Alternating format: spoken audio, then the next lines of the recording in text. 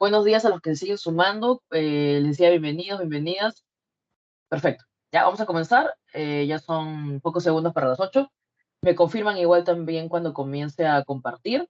Y bueno, en todo caso me gustaría saber por el chat a qué especialidad van, ¿no? Siempre tengo salones de letras, también me toca salones de contables, a veces ingenierías. Entonces vamos a comenzar a compartir primero para ver que todo esté ok, ¿ya?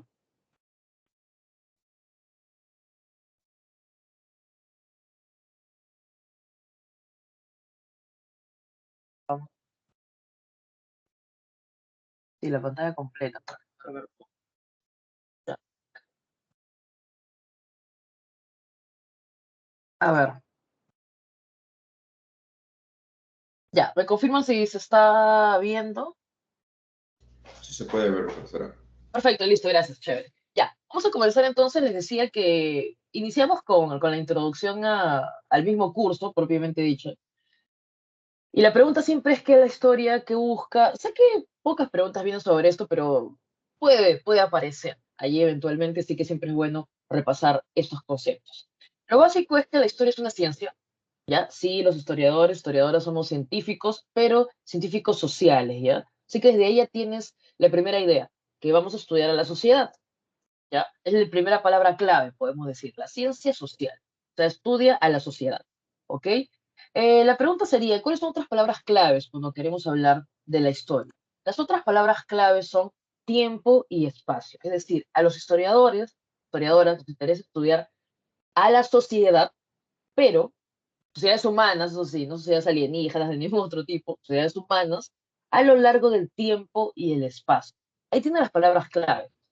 Sociedad, o sea, no me interesa pues la acción de un hombre o una mujer que viven en lo alto de una montaña y nunca conocieron a nadie, no, nos interesa la interacción y lo que se pueda crear, aparecer, desarrollar en esa interacción dentro de la sociedad, ¿no? Bueno, entonces le decía, primera palabra clave, sociedad.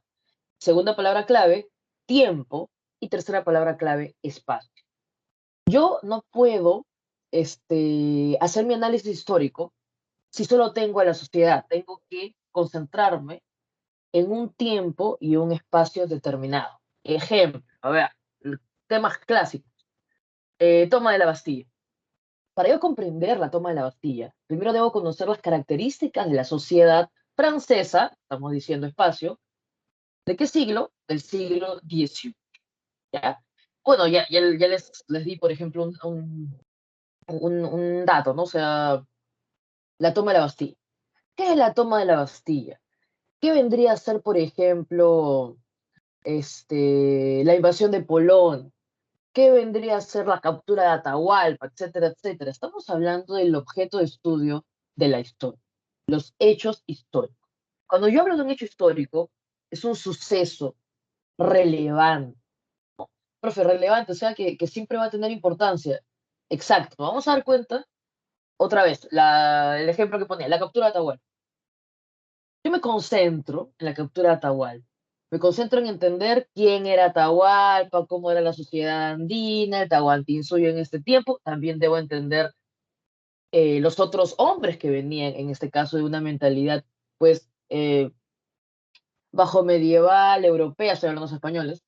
Ya, y luego tengo que entender la importancia y la relevancia de la captura de Atahualpa, por ejemplo, ¿no? Cuando te digo importancia, relevancia, es que no todo se acabó con la captura de Atahualpa. Más bien, podemos decir que inicia otro proceso, ¿no? Que más adelante incluso ya pues, es conocido pues, como esta invasión, también algunos dicen conquista. Ya nos tocará hablar ese día y los mismos historiadores tenemos bastantes debates, pero regresando a este punto, el objeto de, historia, de estudio de la historia son los hechos históricos, todos estos sucesos relevantes y que van a tener un impacto también en las mismas sociedades, ¿no? Por ejemplo, no, o sea, les decía, si yo quiero hablar de la captura de Atahualpa, primero tengo que ver quién es Atahualpa, ¿no? ¿Por qué es un personaje tan relevante? ¿Qué relación tenía con Huáscar? ¿Cuál era su importancia para el Tahuantinsuyo? Entonces, cuando yo analizo un hecho histórico, tengo que verlo pues en este tiempo lineal, ¿no? Ustedes saben que nosotros tenemos una concepción del tiempo lineal. Nuestra concepción del tiempo no es cíclica o circular, ¿no? Pues estaríamos pues como los mayas hablando del fin de un tiempo, del fin de una era. ¿ya? Y el comienzo de otra, que la gente pensaba que era el fin del mundo, etc, etc. Nuestra concepción del tiempo es lineal, ¿ya? Lineal. Entonces, cuando encontramos un hecho histórico, toma de la Bastilla, como les decía, este, hay que ver siempre qué ocurrió antes y qué ocurrió después. Entonces, estoy hablando de que cuando uno analiza el hecho histórico, tiene que verlo en su proceso, tiene que ver qué lo causó, cómo se desarrolló y finalmente qué consecuencias tuvo, qué impacto tuvo. ¿Ya? Perfecto. Eso es por un lado, y estamos hablando un poco de los elementos de análisis de la historia. Por otro lado, también a cada rato sé que digo la sociedad, la sociedad, la sociedad, y acá viene otro término, concepto importante, el contexto. El contexto básicamente son las palabras clave que hemos estado hablando de la historia, ¿no? Espacio, tiempo y sociedad. Todo junto me va a dar el contexto. ¿Por qué razón? Ejemplo, hoy tuvimos, por ejemplo, un movimiento sísmico bastante temprano, ¿no? Que bueno, ya hizo que algunos ya se levanten, hizo que otros ya se vayan por ahí, no sé. Los eventos sísmicos han ocurrido y seguirán ocurriendo siempre en nuestro territorio, ¿ya? Pero por ejemplo, ¿no? Nos concentramos el día de hoy, viernes 7 de enero, estamos hablando, por ejemplo, del tiempo. Lugar, Lima. Sociedad, bueno, la sociedad limeña, que ahí como que se acostumbra y no se acostumbra a los sismos. Pero, por ejemplo, ¿qué hubiera pasado si se ocurrió un movimiento sísmico en Japón? Ustedes han visto, por ejemplo, en algún momento les han hablado en el colegio, lo han visto por curiosidad, cómo la sociedad japonesa se organiza o está organizada o se desenvuelve ante un sismo. Prácticamente es desde las escuelas, desde temprana edad, que ya saben, ¿no? O sea, por un lado es el comportamiento hasta de los pequeños, pequeñas, de cómo comportarse, de cómo salir, y también es, luego de los desastres, cómo también la sociedad rápidamente se recupera, construye. Entonces, es interesante cómo, por ejemplo, ante un evento sísmico, de acuerdo al contexto, podemos ver los comportamientos de una sociedad como la limeña y los comportamientos quizás de una sociedad como la japonesa. Ya, no se trata en Tokio nada más, pues. ¿Ya? Entonces, es importante también para la historia entender el contexto. Las sociedades pueden compartir algunas características, pero no son idénticas, ¿ya? Profe, ¿cómo es eso que la historia se repite? Siempre he tenido estudiantes que me preguntan, profe, ¿la historia se repite? Algunas, pareciera, como le digo, que algunas características se comparten. En Europa, hasta antes del coronavirus, lo que uno veía era, por ejemplo, que los fascismos estaban otra vez ascendiendo en muchos territorios, ¿no? Obviamente no significa que va a haber un Hitler otra vez, un Mussolini y todo ello, pero comparten las características de los fascismos, como que vamos a ver más adelante, por ejemplo, que son los gobiernos autoritarios, en fin, con muchas características antidemocráticas, etcétera, etcétera. No es que la historia se repita, son las que algunas características quizás pueden ser compartidas o parecieran similares. Por último, ¿por qué tienes que escucharme tú semanalmente 2 horas? Es importante en realidad, profe, ¿por qué tenemos historia desde el colegio? Bueno, lo que pasa es que la historia es útil, ya, que no parezca, es útil. Acá hay una idea muy romántica, recuerdo que a mí también me la dijeron cuando en primer año, nomás poner cachimbo en la universidad. ¿Cuál es la utilidad para la sociedad de la historia? Bueno, nosotros, como le decía, ¿no? Toma de la Bastilla, invasión de Polonia, no sé, pues la conferencia de Yalta, en fin, hay muchos, muchos ejemplos que podríamos poner, vamos a ir viendo también a lo largo del día de hoy. Me concentro en el pasado, pero el historiador no se queda en el pasado, utiliza el pasado, ¿no? Observa el pasado, se acerca, se aproxima al pasado, pero para comprender el presente. Ya. Profe, actual contexto, pandemia, coronavirus, ¿es la primera pandemia de la historia? No. De ahí, por ejemplo, vemos la utilidad de la historia, ¿no? ¿Qué se ha hecho en el pasado ante una pandemia? Chicos y chicas, y en el futuro probablemente, bueno, a no ser que se desarrolle, yo creo que tanto en el pasado, incluso en el futuro, se seguirán haciendo las cuarentenas. Es lo más clásico, es la acción necesaria, es la medida necesaria para poder aislarse, justo y para poder controlar estos brotes epidémicos antes que se conviertan en pandemias, ¿no? Si también vemos en la historia, nos damos cuenta que no es la primera peste, no es la primera, como les decía, pandemia tampoco. Tienes ahí la del siglo XIV e incluso la que se lleva la vida de Pericles, también es una peste, en Grecia. Y nos damos cuenta que siempre los focos son estos lugares, pues, podemos decir, que se dedican al comercio, bastante, bueno, con mucha población, con mucho intercambio, con mucho movimiento. Entonces, lo vemos, ¿ya? La historia es útil, nos ayuda a comprender el presente a partir de la observación y el análisis. Eso sí, profe, dice correcto del pasado. Y es que, sobre todo, quiero que entiendas, la historia no solo es llenarte pues de fechas, personajes, sino sobre todo es analizar de manera crítica. ¿Ya? Eso es importante. Pues hacemos un correcto conocimiento, ¿no? Pues imagínate, no sé, pues el ejemplo que siempre pongo, la procesión del Señor de los Milagros. Que quieres analizar tú esto, ¿ya? Hay que darse cuenta con mucho cuidado qué tipo de fuentes lees. Si tú lees una fuente de alguien que es creyente, tendrá algunas ideas. Y si lees una fuente, alguna narración, algún documento de alguien que no cree en Dios, que más bien ve, no sé, pues hace un análisis económico del comercio, en parte al Señor de los Milagros y todo eso, hay otro tipo de ideas. Así que siempre el historiador o historiadora lo que vemos es la mayor cantidad de fuentes, pero también hay que hacer una crítica a esa fuente. ¿Qué tan cierta es? ¿Quién hizo esa fuente? Ya vamos a ir también viendo así rapidito en un ratito. ¿Dónde comienza la historia? No es por nada, pero si no comienza en el mundo oriental, comienza con Grecia, ¿ya? Y el primero en tratar de explicar las cosas de una manera distinta fue Heródoto. Ustedes saben que los griegos normalmente pues explicaban todo a partir de mitos, ¿no? Debes ahí conocer todas las mil y una aventuras de Zeus y de los semidioses, etcétera, ¿ya? Pero Heródoto busca más bien acercarse a lo que ocurre lejos de los mitos. Más bien se interesa por las acciones de los hombres, ¿no? Por eso decimos en la misma obra de Heródoto que se llama algo así como, pues, como historia, ¿no? Y este término mismo historia deriva de la palabra investigación.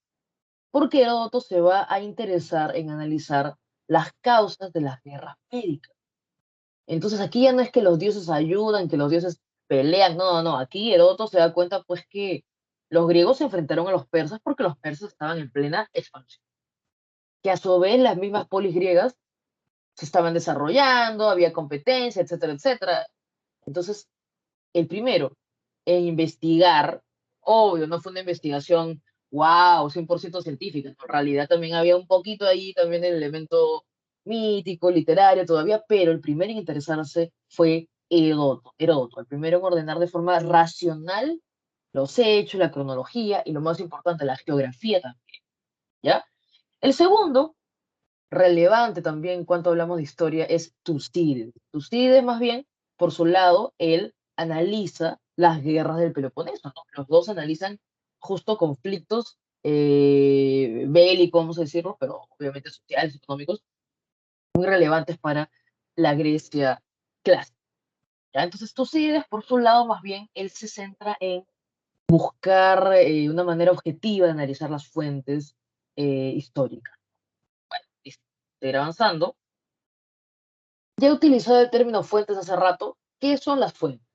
Ustedes saben que nuestra observación, nuestro análisis de los hechos, el que hacemos los historiadores, es indirecto, pues porque no podemos viajar en el tiempo y estar ahí al costado pues, de Napoleón, en Austerlitz, no, más que uno quisiera, no se puede.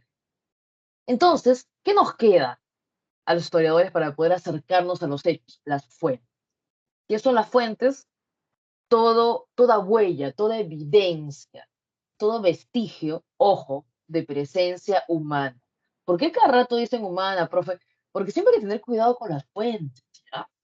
Entonces ustedes habrán escuchado, le dijeron en el cole, por ejemplo, del hombre de Pacaycasa, que actualmente más bien decimos Piquimachay, ya nos tocará verlo la próxima semana. En un principio ellos encontraron lo que se pensaba que eran piedras trabajadas. Luego se hizo pues la investigación, más bien algunas de esas piedras habían sido pues desgastadas más que nada por el ambiente. Ustedes saben que hay procesos de meteorización, por ejemplo. Entonces, hay que tener cuidado y siempre hay que ver que las fuentes útiles para la historia son todas las que evidencian la presencia humana y que tienen sobre todo información que me ayude a acercarme y a reconstruir el hecho histórico, porque yo no puedo viajar en el tiempo, ¿ya? Hay dos maneras de agrupar las fuentes. Podemos hablar de su tipo de acuerdo a las características que tiene la fuente. Una momia no es igual a un documento. Un video no es igual a una leyenda narrada, por ejemplo. ¿Ya? Entonces, los tipos de fuentes, según sus características, según su naturaleza, ¿ya?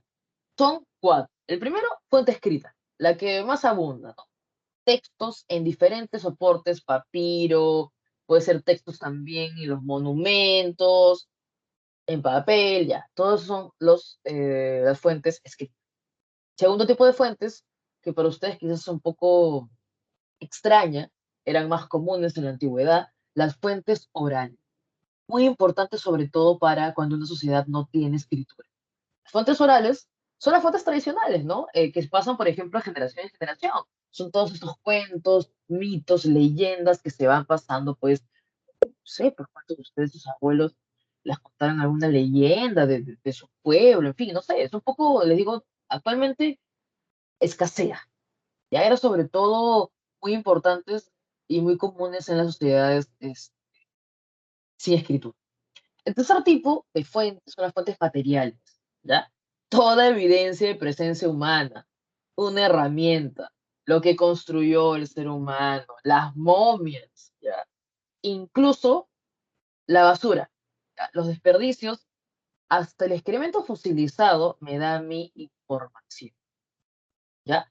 Ojo, una cosita.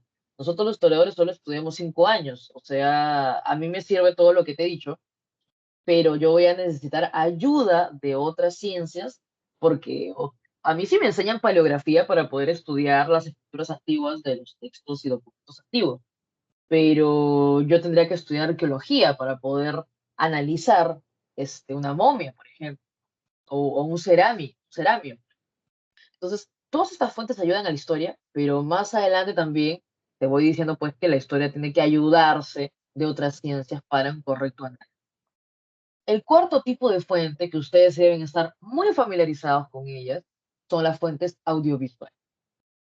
Ustedes en sus celulares, si tienen cuenta de TikTok, no sé, Instagram, creo que a su edad es más común, más usado el TikTok, o siguen algunos YouTubers, en fin. Estas son las fuentes que, sobre todo con los smartphones y todo eso, son producidas incluso día a día, ¿ya? Y por más que creas que algunas son, no sé, pues no es tontas, pero, o sea, como, créeme, va a servir bastante para la historia desde el futuro, todas estas fuentes, todas estas grabaciones, esta unión de imágenes con sonido a través de diversas tecnologías. Las películas, por ejemplo, todas van a servir también para la esas son, esa es la tipología si hablamos de acuerdo a sus características, ¿ya? Otra cosa es clasificarlas de acuerdo a quién las produjo, o sea, quién las hizo. ¿Quién es el autor o la autora de estas fuentes? Y aquí simplemente son dos, ¿no? La fuente puede ser directa o la fuente puede ser indirecta. Directa es si la fuente, o sea, si la persona que hizo esta fuente fue testigo o incluso protagonista del evento. Ejemplo, leemos una carta, estamos analizando una carta de un soldado de la guerra de Vietnam.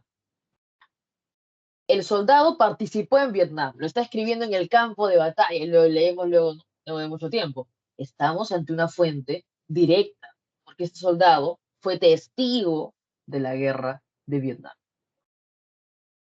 En cambio, las fuentes, la clasificación pues, de una fuente indirecta, es porque más bien, a ver, imagínate que tú más bien te dejan tu trabajo pues, de la guerra de Vietnam y tú lees un libro escrito pues en el 2000 sobre la guerra de Vietnam. Ese libro puede haber utilizado las cartas, entrevistas, todo lo que quieras, pero ese libro, hecho en el 2000, ha sido elaborado con mucha posteridad, muchos años después. Entonces es una fuente indirecta. Y el que le escribió no participó. más bien utilizó cartas, entrevistas, pero él no participó. Así que él, en este caso, este libro es una fuente indirecta. ¿Ya? Entonces no te olvides, una cosa es clasificar las fuentes o hablar de su tipología por sus características, ¿ya? Orales, materiales, escritas, audiovisuales, y otra es por quién es el autor, quién elaboró esta fuente.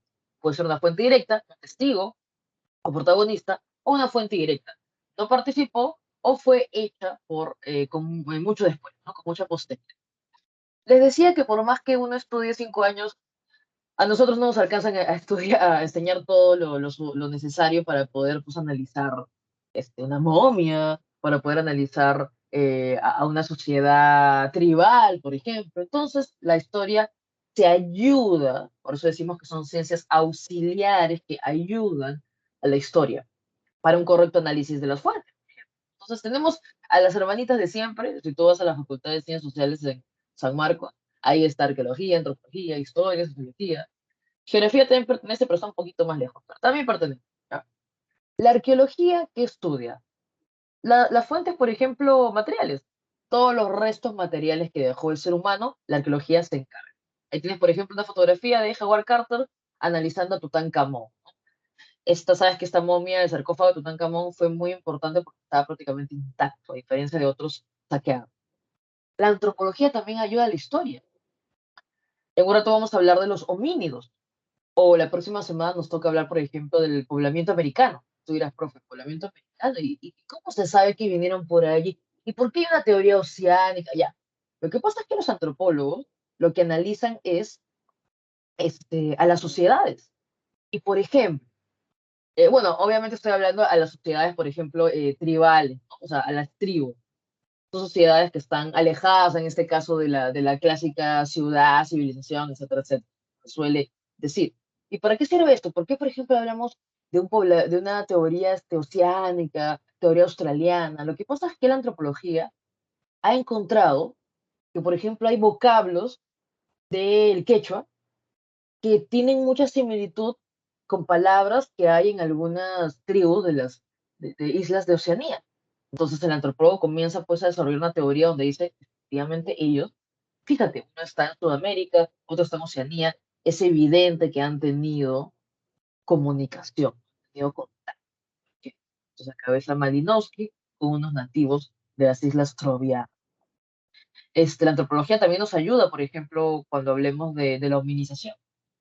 También estudia al hombre, no solo como un ser que produce cultura, sino también los cambios físicos que va a tener el hombre, de la hominización, que básicamente es adaptarse.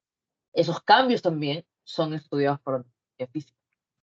Luego está la sociología, que nos ayuda a entender cómo se estructura la sociedad, las instituciones, el poder, toda la teoría social, ¿no? La ve la sociología, básicamente. Cómo se estructura y qué funciones se va desarrollando la sociedad también. La cuarta es muy relevante, justo como les decía, este evento sísmico que hemos tenido. Sismos y fenómeno del niño siempre, de larga data en toda la historia del Perú. Y qué importante es estudiar la geografía, porque la geografía se interesa por justo esta interrelación, porque no es una relación cualquiera, ¿no? Hay una dependencia ahí también, ¿no? Esta interrelación entre sociedad y medio ambiente. El ser humano es, pues, el único que puede transformar su espacio. Pero ustedes saben, cuando hablamos de administración, en un principio no se podía, ¿no? Y más bien, cuando el espacio comenzó a cambiar, la especie tuvo que adaptarse. Es importantísimo entender la geografía. Ya la geografía puede determinar eh, cómo se construye algo, o incluso el mal llamado término de raza, que no debería existir, que todavía lo utilizan algunas personas. Incluso el color de la piel, ¿no? Se puede explicar también por las condiciones en las cuales han vivido las sociedades.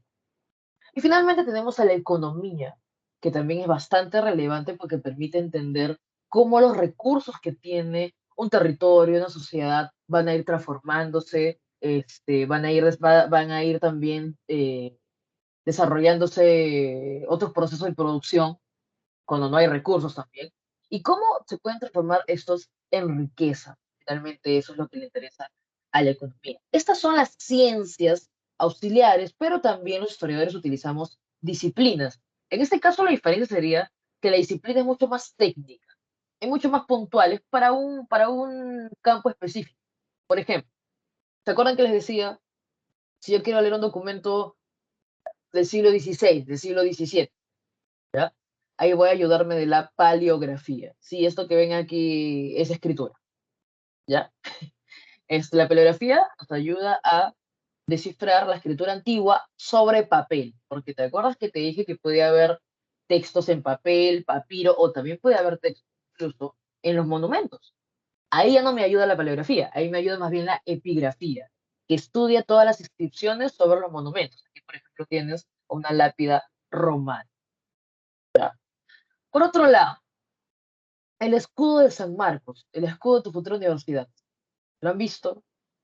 ¿Alguna vez han preguntado qué simboliza? Bueno, pues tienes en el lado izquierdo a San Marcos, al evangelista, en el lado derecho tienes pues las columnas de Hércules, que son, por ejemplo, este, este emblema que utilizaba la corona española. Abajito también, lo que nadie se cree, eso que está abajo es una lima, por la ciudad de Lima. También la heráldica me ayuda a estudiar los escudos, los blasones, que más bien tienen que ver con las familias, por ejemplo, y también me va a dar información todas estas imágenes, todos estos signos.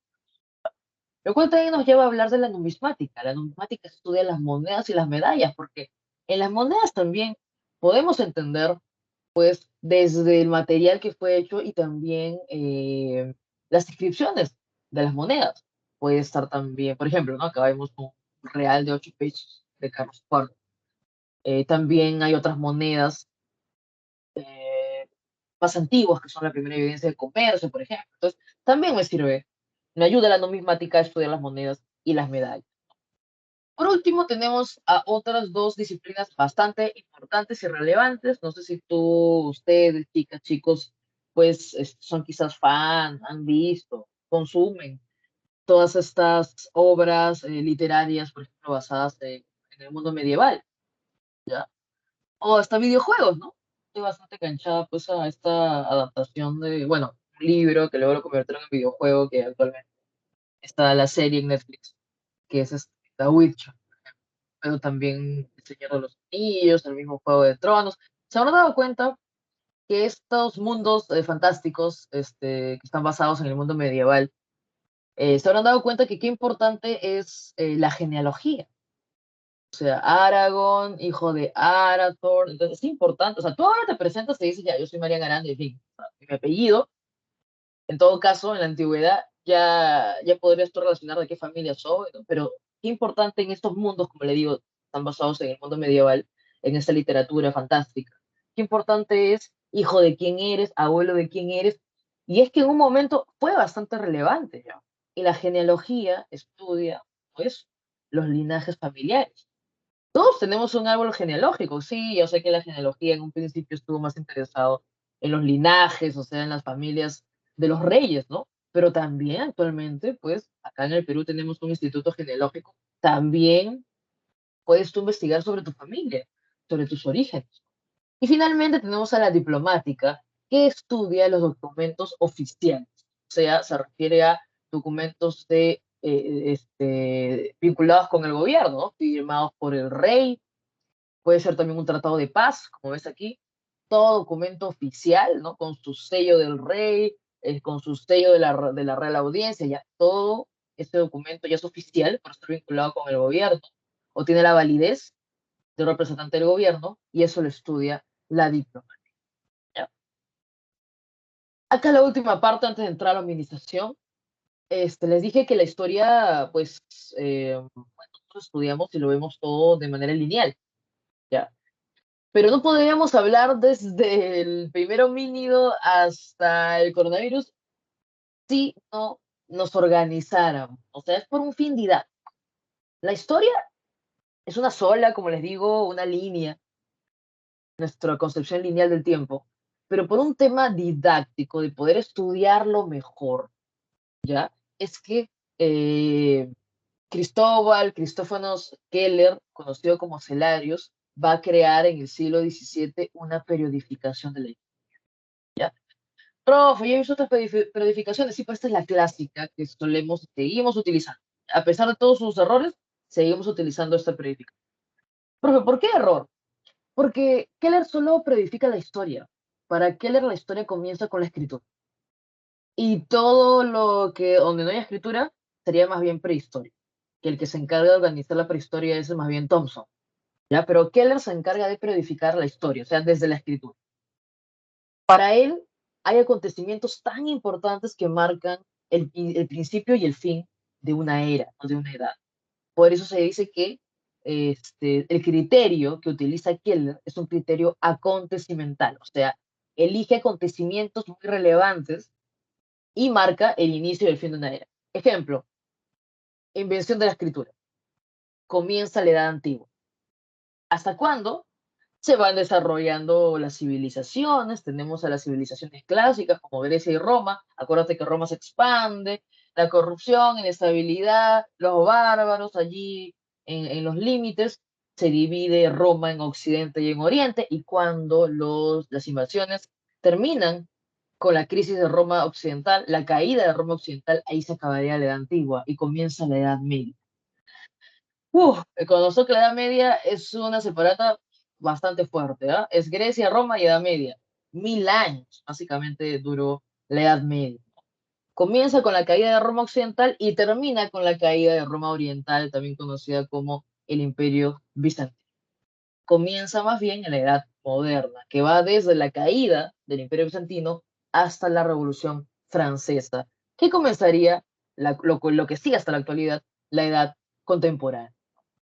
Entonces, esta es una purificación clásica, un poco eurocéntrica, si te das cuenta, está muy, como que depende mucho de las sociedades europeas principalmente, pero a pesar de todo, es una periodificación útil, ¿ya? Sobre todo por un fin didáctico, ¿ya?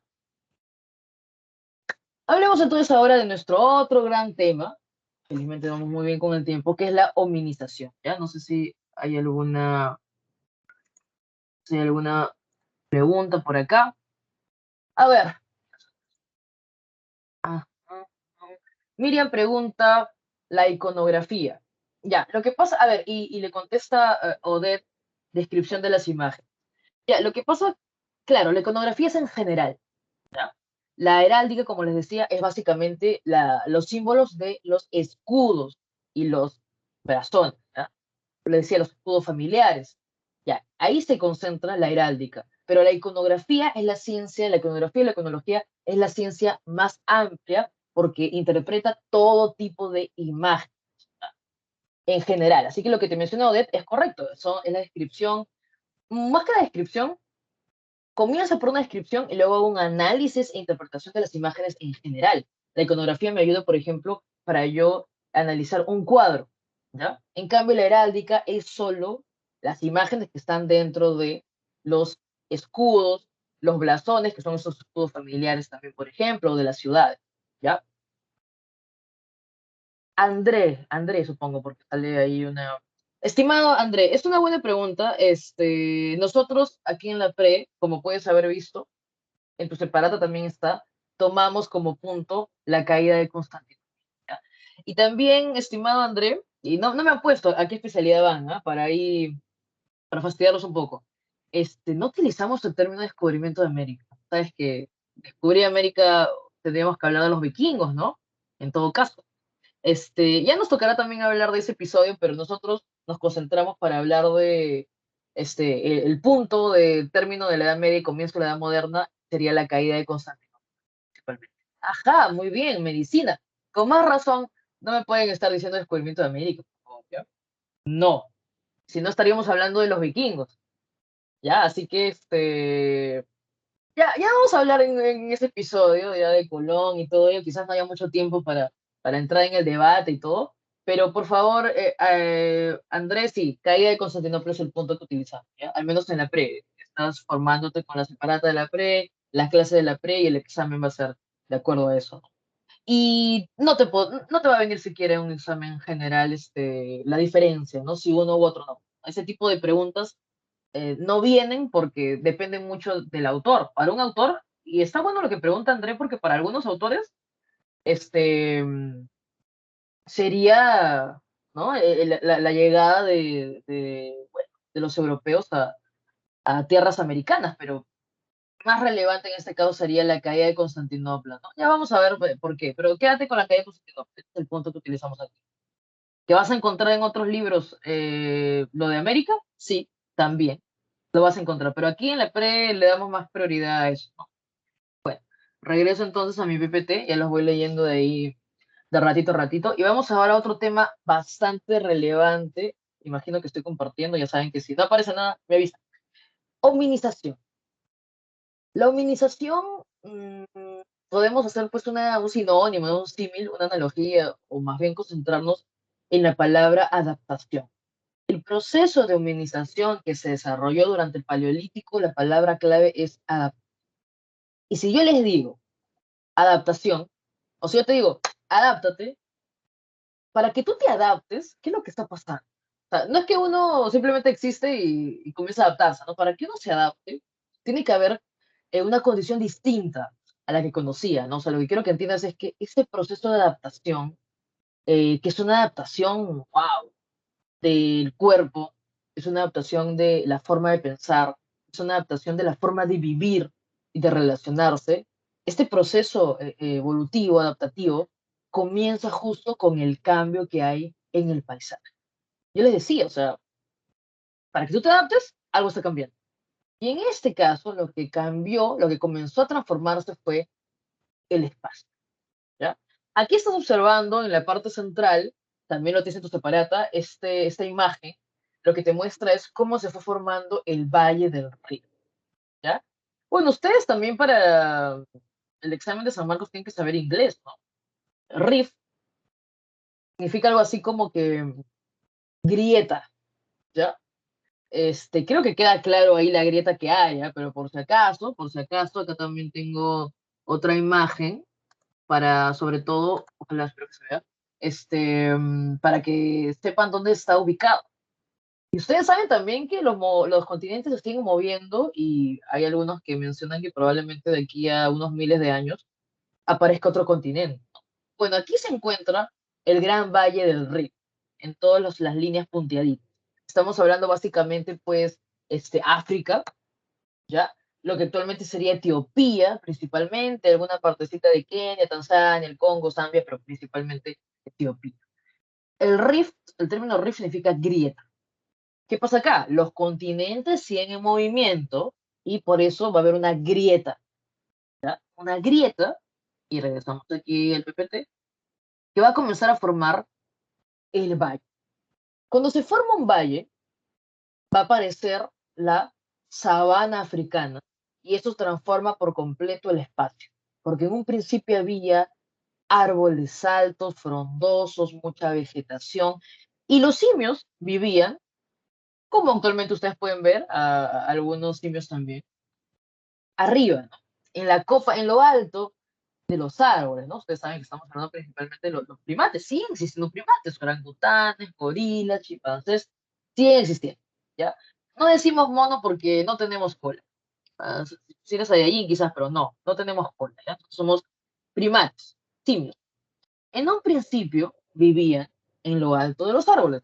Cuando comienza a surgir esta falla geológica, la grieta, por eso decimos rift, el valle del Rift, surge la sabana, se transforma. Bueno, en ese momento usted quizás, yo debería pues así utilizar una imagen así tipo el Rey León, ¿no? No sé si entienden la referencia. La sabana africana básicamente es escasa vegetación, son árboles separados, entonces el simio ya no encuentra alimento en lo alto de los árboles y se ve obligado a descender. Y allí comienza la historia de la hominización, cuando el simio bajó del árbol. ¿Por qué razón? Porque mientras más anda abajo, porque tú sabes que todo es un proceso, entonces estuvo abajo, siguió subiendo, incluso se habrás escuchado de la misma Lucy, que fue un Australopithecus, pues Lucy muere de una caída, lo cual no, de una caída de un árbol, lo cual no dice que todavía Lucy seguía subiendo, ¿no? Pero ya había perdido pues algunas habilidades. Entonces, mientras más tiempo pasa en la Tierra, más tiempo comienza a transformarse y, como les decía, a adaptarse. No te olvides que es una adaptación no solo biológica, sino también psíquica y social, pero la primera adaptación va a ser biológica. Entonces, ¿qué es lo que comienza a cambiar en estos simios? La marcha bípeda, lo que comienza a aparecer la llamada bipedestación, es el mismo término, marcha bípeda, bipedestación, es otra cosa que comenzar a andar apoyándose principalmente en las piernas, ¿ya? Ustedes ven cómo se movilizan los primates, ¿no? Los brazos son pues mucho más largos a veces, se ve así, son curvados, se ayudan de sus brazos también, pero mientras más andan en lo bajo, en la tierra, vamos a decirlo de esa manera, sus pies comienzan a tener pues esta forma, esta curva también, y comienzan a desarrollarse también las piernas, por ejemplo, la pelvis más adelante también. Todo eso es el inicio de esta transformación hasta llegar, de esta adaptación, vamos a decir, ¿ya? Hasta llegar a la posición erguida, como puedes ver. Por eso nos ayudamos de esta imagen, que por un lado ves al primate y por otro lado ves ya pues a un hombre moderno, ¿no? Y esto es principalmente por el bipedismo, por la marcha bípeda.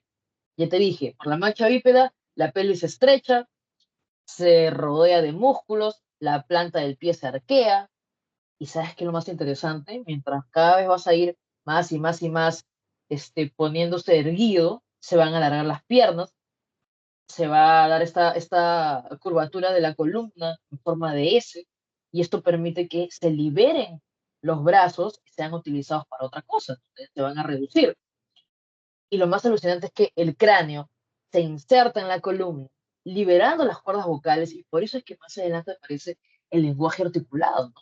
Y no olvidar también que el que los brazos estén liberados y pueda comenzar pues a utilizar estas manos, el llamado pulgar oponible, que o sea, creo que todos podemos hacer eso, el pulgar llevarlo a todos tus dedos, eso sirve para poder manipular las cosas y más adelante hacer herramientas. Y es importante, ha sido pregunta del examen también en el pasado y también es pregunta en esta semana. ¿Qué diferencia? A ver, homínidos van a ser desde Australopithecus hasta el Homo sapiens, ¿ya? Pero cuando hablamos del género Homo, ¿qué diferencia un Australopithecus de un Homo habilis, de un Homo erectus, de un neandertal, etcétera, etcétera? Es que los del género Homo hicieron errar, ¿ya?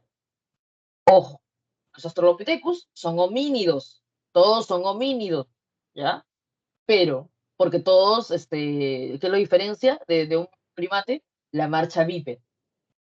Lucy, la niña de Salam, todos los restos que han encontrado de Australopithecus, que son los más antiguos, ellos eran homínidos. Ellos dominaron, ya mostraron, ya tienen evidencia de marcha bípeda, ¿ya? Pero la diferencia para hablar del género Homo es que ellos ya realizaban herramientas. Y hay mucha diferencia, chicos, ya elaborar herramientas, porque significa que ya hay un desarrollo también de el cerebro, la masa encefálica, etcétera, etcétera. Y esto no hubiera sido posible también sin la ingesta de carne, ¿ya? Y sobre todo cuando vayan a cocer, cuando ya cocinen la carne, va incluso a absorber mucho más aminoácidos, etc. África, el Valle del Rift, es conocido como la cuna de la humanidad porque aquí se encuentran los restos más antiguos. Ya les dije que los homínidos son todos los que ya dominan la marcha bípeda y hay una diferencia entre un primate definitivamente, pero no olvidar que son dos géneros, Australopithecus y los del género Homo que ya elaboran herramientas. Hay otra imagen que también quería enseñarles rápidamente, que es esta súper mega conocida también imagen. Ahí está, ¿no? Cuando hablamos de la evolución humana, desde Australopithecus hasta el Homo sapiens, por favor, por más que sea icónica y muy conocida esa imagen de un hombre detrás de otro, no fue lineal. La evolución no es lineal. Si quieres buscar una forma, un dibujo de la evolución, lo más parecido es un árbol, ¿no? Con algunas ramas que se quedaron allí porque algunas especies pues simplemente se extinguieron y otras incluso convivieron. No te olvides de esto, ¿ya? Porque esto es un clásico. También ha habido preguntas sobre ello. Y también hay una pregunta el día de hoy.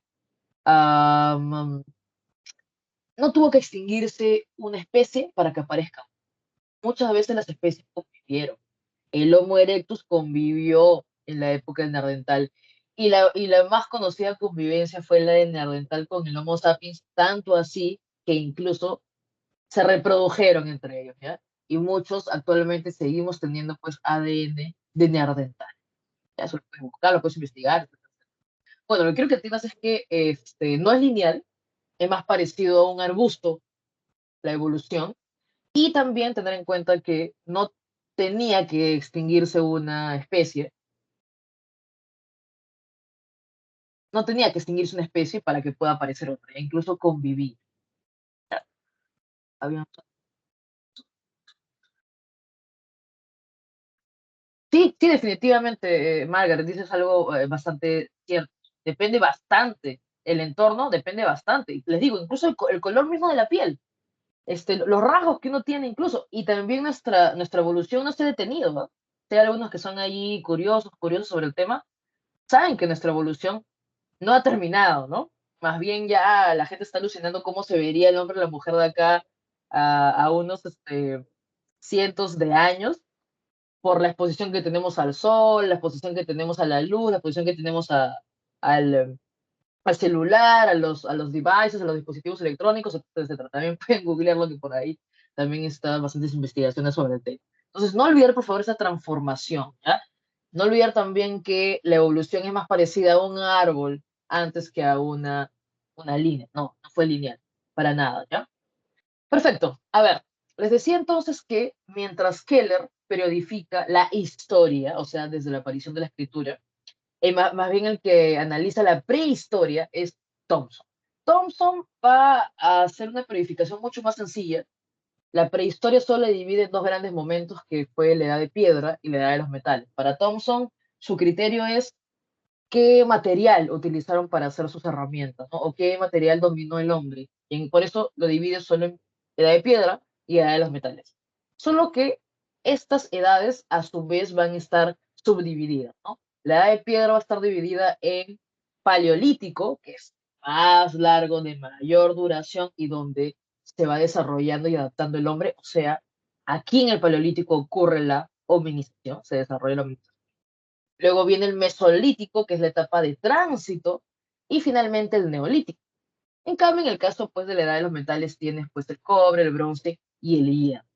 Vamos a hablar entonces de las características de esta prehistoria. El paleolítico, eh, cinco cosas puntuales, ¿no? Paleolítico, que es el más antiguo, lo primero que debes saber es que aquí se desarrolla la hominización. Segundo punto, acuérdate que siempre decimos tiempo, espacio, ¿no? ¿Cómo era el espacio? ¿Cómo era el clima? Sobre todo nos interesa. Pleistoceno, o sea, edad de hielo. ¿Ya?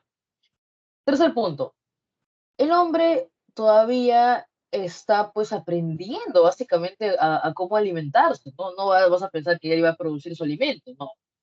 Este hombre se dedica principalmente a la caza y a la recolección y se organiza las llamadas bandas. Siempre preguntan, profe, ¿cuál es la diferencia entre banda, clan, etcétera? Ya. La organización primigenia, la más antigua, es una banda, porque la banda es pequeños grupos que se organizan principalmente con una actividad, objetivo, que va a ser la caza y es la supervivencia.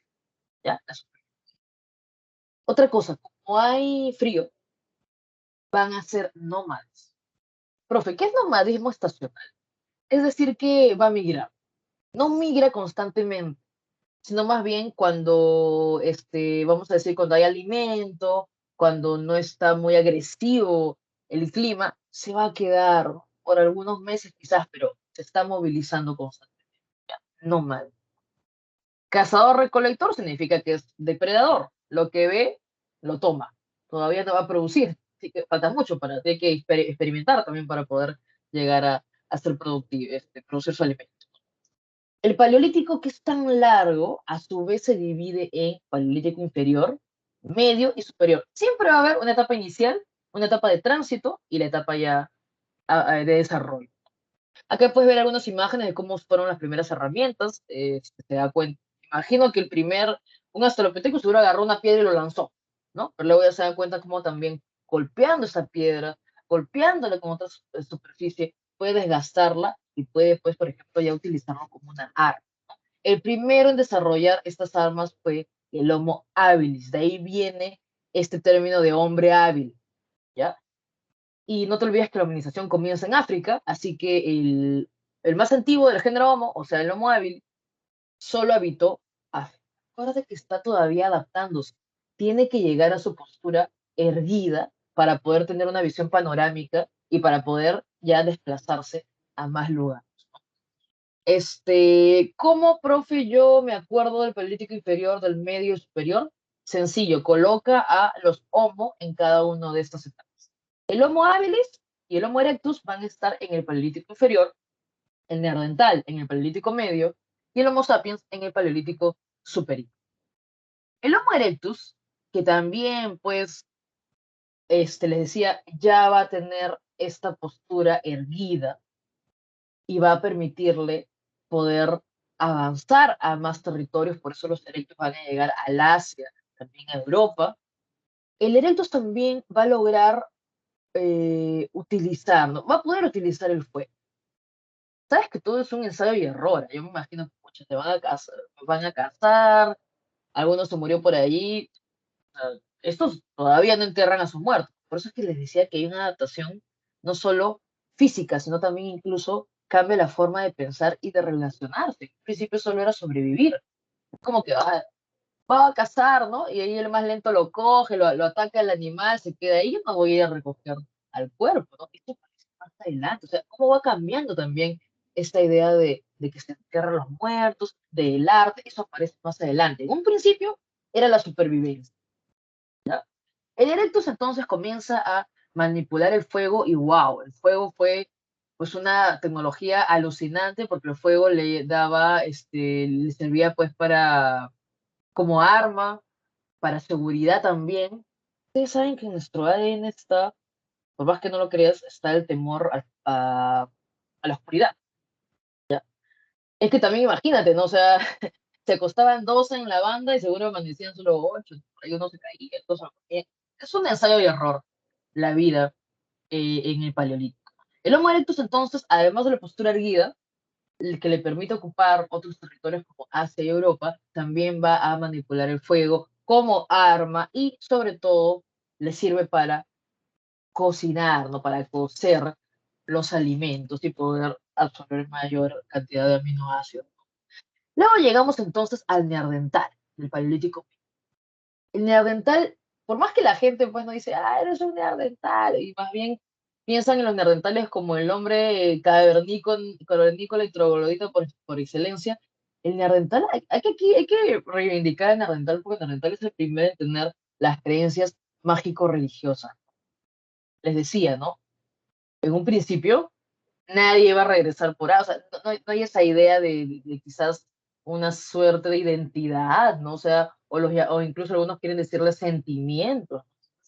El neandertal comienza ya a enterrar a sus muertos y los coloca de tal manera, incluso se observa que algunos tienen ya, pues, algunas pinturas así con ocre en los brazos. Esto ya es interesante, ¿no? Porque una cosa es, como les digo, va a cazar y en fin, ¿no? Lo que pasa, pero otra cosa es ya enterrar a sus muertos, ¿no? Y en diferentes lugares. Entonces ya hay una cuestión ahí simbólica, como se dice, ¿no? Y no solo se le entierran los muertos, también se observan aquí algunos cultos animales, por ejemplo. Entonces, ya hay estas creencias mágico-religiosas. Y también el neandertal ya tiene un lenguaje articulado. Ustedes saben, el habilis ya tenía lenguaje, ¿no? Era algo así como, imagínate, como un chillido.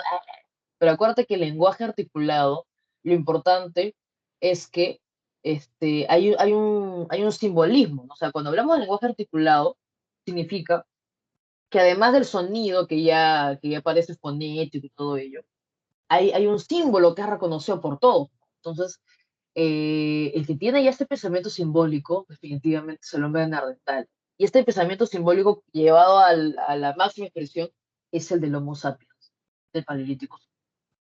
El Homo sapiens ya desarrolla arte, ¿ya? Y obviamente llega a habitar todo, todo el mundo. El arte del Paleolítico, el arte llamado rupestre, es de dos tipos, o fue de dos tipos. El arte parietal es el arte en las cavernas, que son las pinturas rupestres que debes haber observado, que principalmente son animales. También hay estas manos dejadas en las cuevas. ¿Y por qué es importante esto? Porque el objetivo que tenían este arte, ¿no? El objetivo es básicamente, por un lado, instruir en las técnicas, pero también tiene este pensamiento mágico religioso ya llevado, como les digo, a la versión 2.0, porque cuando ellos pintaban un animal, trataban como, o sea, buscaban de que esta pintura les sirva para una buena cacería. O sea, ellos sentían que si lo pintaban, estaban como que controlándolo, debilitándolo y les servía para poder cazarlo mejor. Ya también hay ideas, repito, bastante simbólicas. Bueno, todo esto ocurre en el Paleolítico. ¿Ya? No olvidar que luego viene el Mesolítico, que es la etapa de tránsito, que siempre hay una etapa media de tránsito. Ya está cambiando el clima. Del Pleistoceno ya está comenzando a haber mayor humedad y mayor calor, es ya el tránsito al Holoceno. Por lo cual los habitantes, estas comunidades, comienzan a tener una vida semisedentaria, ¿no? Entonces antes se quedaban solo algunas semanas, ahora ya se van a quedar meses y por eso necesitan tener viviendas, porque ya por como cambia el clima, pueden vivir a la intemperie, ya hay viviendas estacionales. Se organizan en clanes y cuando ya hay un clan, significa que ya hay un líder en común. No significa que antes no había un líder, solo que antes el líder era el más rápido, ¿no? O sea, el que tenía mejores aptitudes para la casa. Pero luego ya va cambiando, les digo que va apareciendo esta idea de la identidad. Los clanes también, por ejemplo, tienen un animal tótem, un animal que los representa a todas estas familias, por ejemplo. El Mesolítico es la etapa de experimentar, ¿ya? Sigue cazando, sigue pescando, o sea, sigue siendo, ¿no?, depredador, pero ya está experimentando con lo que sería la agricultura incipiente, o sea, la llamada horticultura, esta experimentación con las especies vegetales y también la domesticación de animales. ¿Ok? Ah, bueno, me olvidé de hablar del otro tipo de arte, ¿no? Que era el arte mobiliar, el arte que puede movilizarse, que eran estas estatuitas de Venus paleolíticas, ¿no? Y las Venus tenían esas características principalmente porque se buscaba la fertilidad. ¿Te imaginas que un niño pueda llegar, aunque sea a los 5 años, en estas condiciones tan duras del paleolítico? Difícil, ¿no? Entonces el paleolítico ya lo dejamos de lado, el mesolítico ya te expliqué, esta etapa de tránsito, y finalmente tenemos al neolítico. El neolítico sí es un giro así, ¿no? 180 grados y todo. ¿Por qué razón? El neolítico va a mostrarnos ya la adaptación, por ejemplo, social, económica de estas comunidades, ¿no? El hombre se vuelve sedentario, ya se organiza en tribus, ya hay una élite, ¿no? Por ejemplo, ¿no? Ya lo que ves aquí, Catalhuyuk, lo que actualmente sería Turquía, uno de los más grandes centros poblados del Neolítico, ¿no? Tiene 7.000, 5.700 antes de Cristo, ya son viviendas, ya viviendas neolíticas. También se va a desarrollar la arquitectura megalítica, es decir, utilizar grandes piedras, por ejemplo, para construir los menhirs, dolmens y también los cromlechs, ¿no? Principalmente con fines funerarios y el cromlech con un fin ya de observar, observación astronómica, ¿no? La otra transformación que se da en el neolítico es la economía productiva. Ahora sí, la experimentación tiene fruto. El hombre ya está desarrollando agricultura y ganadería. Ojo, la primera agricultura no es una agricultura, pues, con canales de regadío, no, eso viene más adelante. La primera agricultura es la llamada agricultura extensiva o agricultura de secano, que significa aprovechar, por ejemplo, las condiciones existentes, es decir, la lluvia. Ya la primera agricultura, antes de utilizar los canales de regadío, antes de estar por allí desviando los ríos, no, antes de eso se usaba, por ejemplo, la lluvia. ¿Ya? Cuando comienzan a producir estas sociedades, no solo para alimentar a su población, sino incluso para generar un excedente, o sea, lo que sobra, aquí ya comienza a transformarse también la sociedad. Porque eso que sobra, por decirlo así, eso que excede, lo puedes intercambiar. Eso que excede, si tú lo controlas, ya es tu propiedad. También te va a dar poder. Todo esto es la revolución neolítica, cómo se transforma la vida de las sociedades, que en un principio fueron cazadoras, recolectoras. Acá tienes un poco de los instrumentos, ¿no?, utilizados en la agricultura. Todo eso fue la edad de piedra. Luego hablamos de la edad de los metales. La edad de los metales es el hombre experimentando ahora con el uso de los metales. Está buscando otro tipo de material distinto a la piedra. Y también cuando ya hay el excedente, cuando ya hay esta idea de propiedad privada, de sedentario que no se va a mover porque está en su cultivo y sus animales y todo ello, también aparece esta idea de controlar más territorios y controlar más recursos, ¿no? Entonces va a aparecer más adelante la idea de la guerra también, y por eso es que en un principio el trabajar los metales va a ser básicamente para tener pues algunos objetos para diferenciarme como élite, pero más adelante ya los metales van a llevar también a la guerra. El primero, en la primera etapa es la edad de cobre, donde todavía se utilizaba la piedra y el cobre, por si acaso puedes encontrar por ahí el término calcolítico, porque todavía se usa la piedra y el cobre. Y como te decía en un principio, se utiliza principalmente para objetos de lujo, joyas, estos vasos campaniformes. Aquí aparece, por ejemplo, la rueda, porque acuérdate que está desarrollando la tecnología vinculada a la agricultura, que ya existe desde el neolítico, ¿no?, la rueda y el arado. Luego se pasa a la edad de bronce, que es la clásica de las preguntas de examen de admisión, porque en la edad de bronce comienzan las civilizaciones y sobre todo surge el Estado. Ya te he hablado que comenzaba a aparecer una élite, pero acá ya tiene las características más claras, ¿no? ¿Quién gobierna? ¿Por qué dice profe un Estado teocrático? ¿Acaso teocracia no es la clase sacerdotal?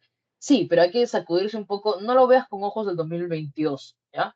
Los sacerdotes de este tiempo son más que nada astrónomos que conocen, observan los astros, ¿ya? Y eso les permite llevar ese conocimiento a los ciclos agrícolas. Y ahí radica su poder, porque ellos pueden entender en qué momento se debe cultivar, y es el poder que tienen, ¿ok? Y también más adelante van a aparecer otros tipos de estados, más, con características más que nada militaristas y esclavistas.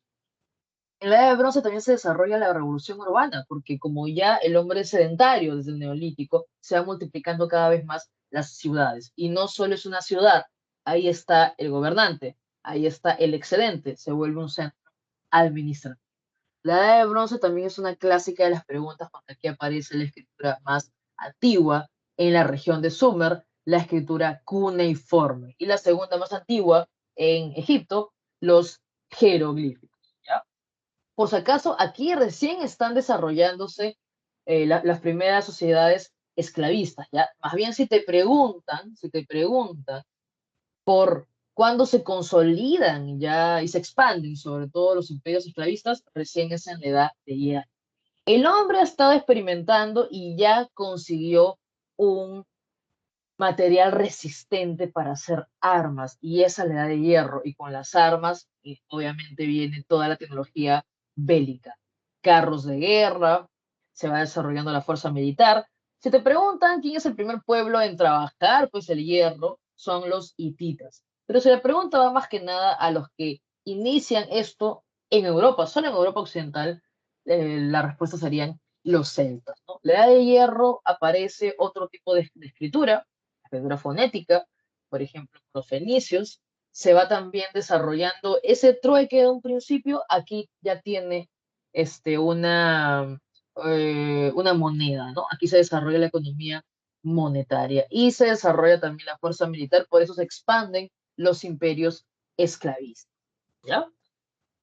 Hasta ahí sería toda la primera parte. Ahora pasamos rápidamente a hablar de las cuatro este, civilizaciones conocidas como fluviales, ¿no? Ah, sí, sí, sí, sí, eso también estaba leyendo la vez pasada, Margaret. como un tipo de registro. ¿Cuál es la pregunta? ¿Un tipo de registro? Tu pregunta es sobre la más antigua escritura. Sí, la escritura en un principio parece básicamente para contabilidad, ¿no? Para hacer un registro del excedente, de todo ello principalmente. Luego seguir leyendo. Vamos entonces ahora a esta parte tiene que ser súper intensa y rápida, porque tenemos más o menos como que 15, 20 minutos, 15 minutos menos, para hablar de cada una de estas civilizaciones.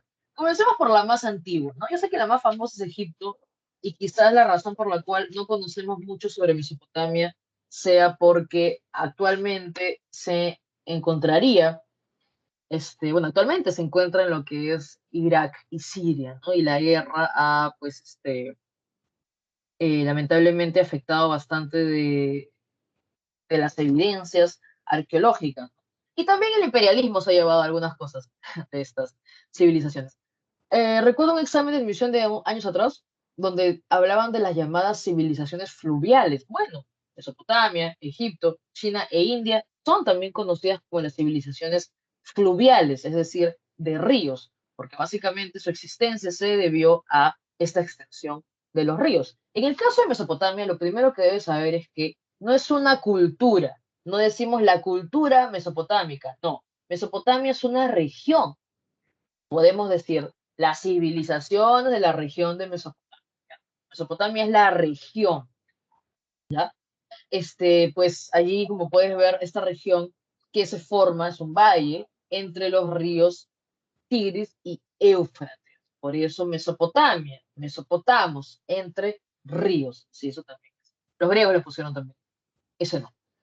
La historia de Mesopotamia va básicamente de sur a norte, si queremos verlo, ¿no? Aquí en el mapita, que está, las primeras civilizaciones son las que están en colorcito anaranjado, la región de Sumeria, aquí aparecen las primeras ciudades-estado, no olvidar una ciudad-estado, es un estado que no tiene gran extensión, y al decir que es un estado significa que tiene un gobernante, tiene un código de leyes, tiene incluso una divinidad local, ¿ok? Entonces, la región de Mesopotamia, su historia, como digo, va de sur a norte, básicamente, y todo comienza en Sumer, en el periodo histórico sumerio. ¿Ya? Allí están, como te digo, las primeras ciudades-estado. Uruk, la más antigua. Kish, Lagash, Ur.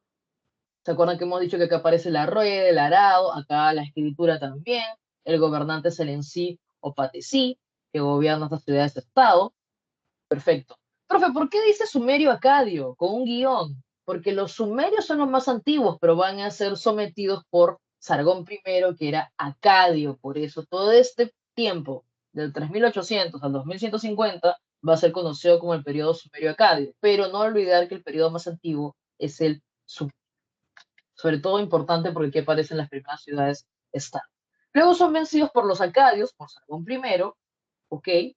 Y Sargón primero lo que va a hacer es unificar el territorio. Esto es importante. No podemos hablar de un imperio cuando no está unificado todo el territorio. Acuérdate que en un principio son autónomas, son ciudades-estado, pero cuando va a haber un poder central que se impone y lo somete a todos, ya se unifica el territorio. Y ya cuando se unifica el territorio, ya puede más adelante desarrollarse un imperio, por ejemplo. Acá estás viendo, ¿no? El estandarte de Ur que muestra las jerarquías sociales y ahí está representación de Sargón I. Lo que ves luego en color medio turquesa es el primer imperio que va a tener la región de Mesopotamia, que va a ser en dos momentos, va a tener como se llama más importante Babilonia, es el imperio babilónico, que hay parte uno y parte 2. Profe, ¿por qué parte uno y parte 2? Porque van a ser interrumpidos por otro imperio también, que más bien, como puedes ver, logra la máxima extensión territorial, que es lo que está en verde claro, que fue el imperio asirio. ¿Ya? Entonces, dejemos un rato los sumerios acadios y pasemos al primer imperio, que es el imperio babilónico. En el primer imperio babilónico tenemos como principal representante, como principal gobernante a Hammurabi. ¿Cuál es la importancia de Hammurabi? Hammurabi logra compilar un solo código. ¿Se acuerdan que les he dicho ciudades-estado que tienen su propia divinidad, su gobernante? También tienen sus códigos locales. ¿Cuál fue el mérito de Hammurabi? Hammurabi compila, hace una selección, ¿no? Compila, se basa en diferentes códigos regionales y compila un solo gran código, ¿ya? Que es el código de Hammurabi, que está aquí, pues, esta estela de Hammurabi, donde él se representó arriba, pues, recibiendo las leyes del mismo dios Shamash de la justicia. Los imperios no duran para siempre y los imperios más bien están amenazados por constantes invasiones, como fue el caso del imperio babilónico, o primer imperio babilónico, donde van a ser invadidos por los casitas, hititas, que traen el caballo, el hierro, etcétera, etcétera. Ah, me estaba olvidando, disculpen. Cada vez que Babilonia es la ciudad principal, o sea, en los dos momentos del Imperio Babilónico, la principal divinidad va a ser Marduk. ¿Ok? Bueno, les decía que los babilónicos van a ser invadidos y esto va a permitir que otro, otro imperio se forme. Y este imperio, para hacerle frente a las invasiones, va a ser un imperio que se dedique a la guerra. Los asirios tienen una mala fama, en realidad, pueblo guerrero, cruel, expansivo. Acá puedes ver a uno de los principales gobernantes que fue Asurbanipal, que al igual que muchos asirios, lo vas a ver representado con la caza de leones. Cualquier persona no se pone a cazar leones, ¿ya? O sea, más o menos para darte una idea de cuál es la propaganda que quieren hacer los asirios y la mala fama que también se han hecho los asirios son principalmente porque querían mostrarse como guerreros y desarrollaron una cultura de la guerra, si se puede decir, para hacerle frente a las diferentes invasiones que hubo, ¿ya? Van a tener pues como ciudad principal Nínive, donde allí se encuentra la primera biblioteca, ¿ya? Además de ser la capital del imperio, ¿ya? Y Asurbanipal fue la época de apogeo militar, de la biblioteca, incluso llegan a saquear Tebas, o sea, Tebas de Egipto, ¿ya? Llegan hasta Egipto, los asirios. Profe, ¿y quién les ganó a los asirios? Bueno, los babilónicos van a tener que buscar aliarse con los persas para poder vencer a los asirios. ¿Logran vencerlos? Sí. Y se desarrolla el segundo imperio babilónico, ¿ok? Destruyen Nínive, llega al poder Nabucodonosor II, ahí te acuerdas, pues, segundo imperio babilónico, Nabucodonosor II. Y es pues la época de esta construcción del gran Sigurat Marduk. El Sigurat era esta suerte de pirámide escalonada, trunca, con diferentes rampas. Era un templo, pero también funcionaba de depósito, de centro administrativo, ¿ok? Y el Sigurat más grande era pues el Sigurat de Marduk, que aparece en la Biblia como la Torre de Babel, ¿no? Y aquí estaban los jardines colgantes, por ejemplo. Bueno, luego del Segundo Imperio Babilónico, los persas, aliados en algún momento de los babilónicos, van a invadirlos más adelante, ¿no? Ciro el Grande se trae a el Segundo Imperio Babilónico.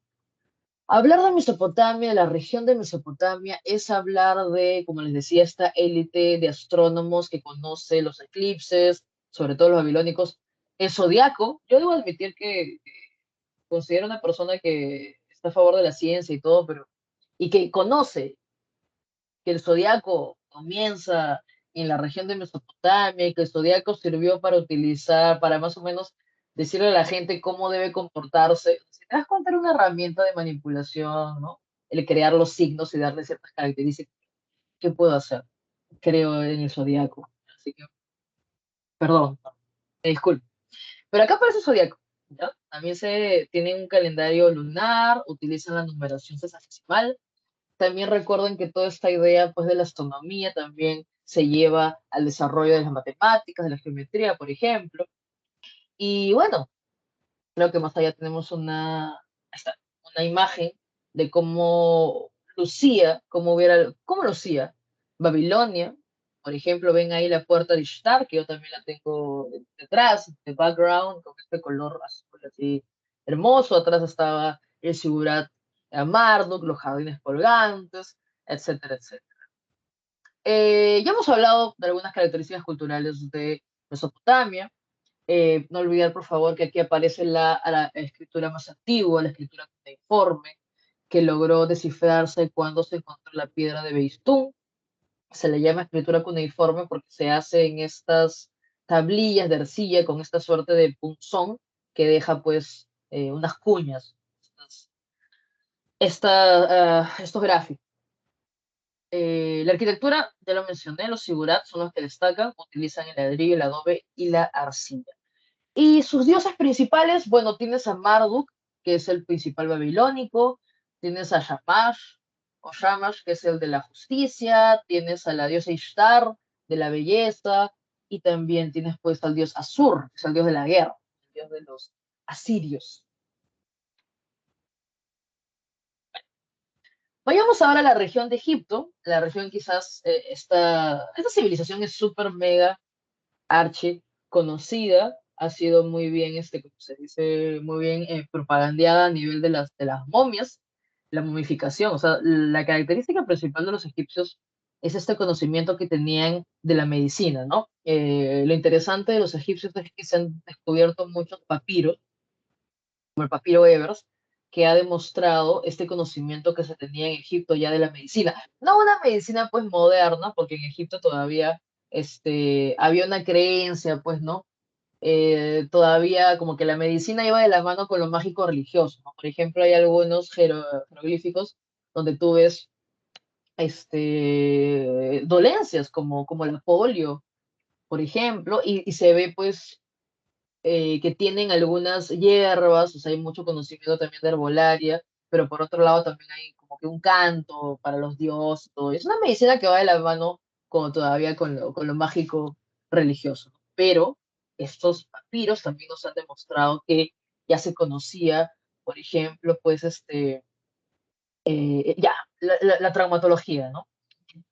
Por las constantes guerras que habían y por los constantes accidentes que se daban por la construcción de las pirámides, por ejemplo, había conocimiento para tratar estos golpes.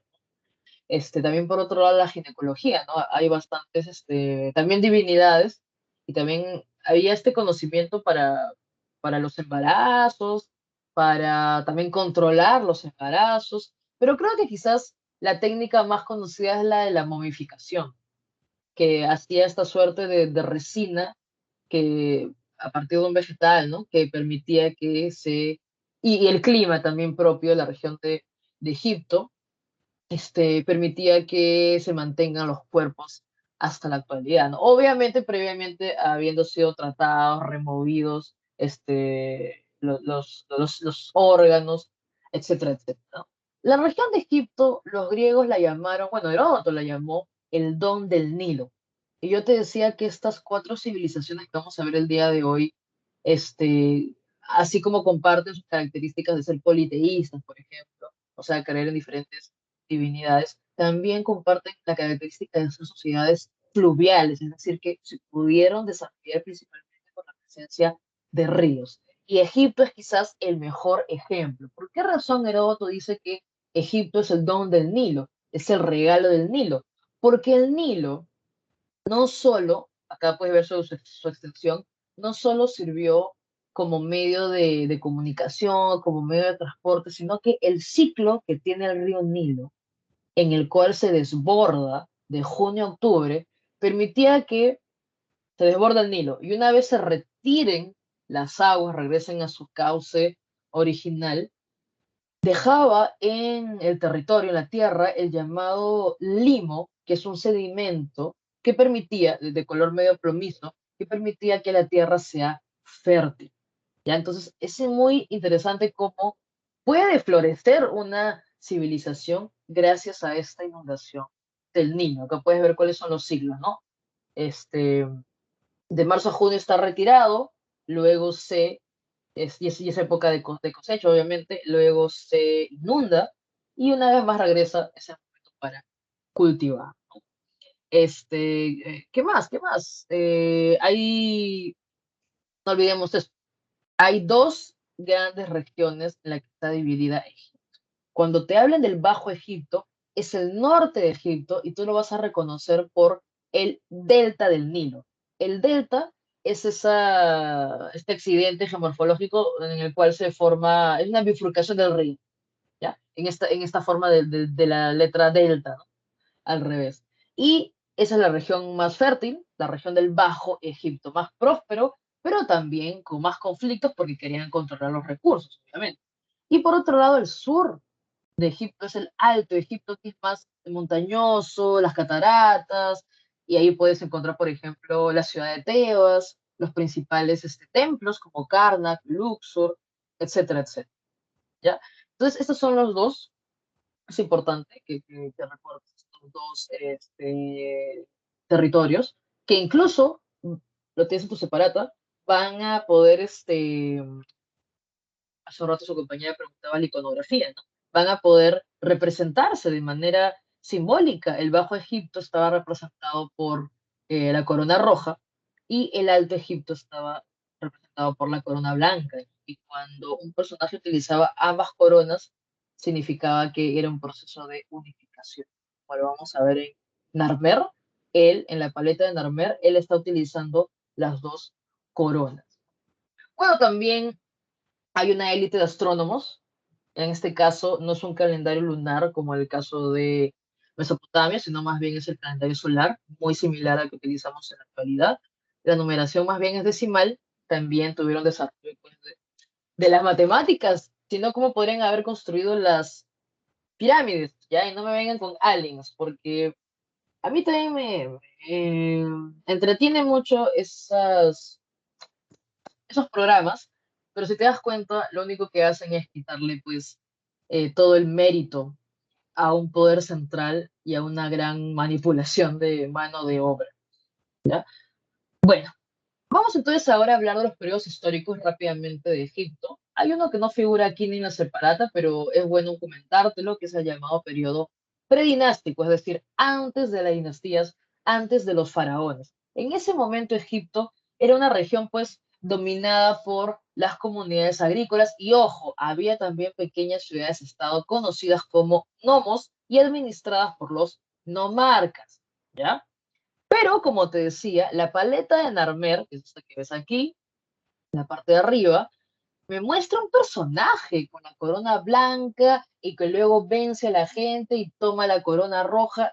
Me está hablando de un proceso de unificación que va a lograr este personaje Menes, también conocido como Narmer, porque no aparece con ambos nombres, se cree que es la misma persona, que viene a ser el primer faraón, porque logra unificar ambas regiones, ¿ya?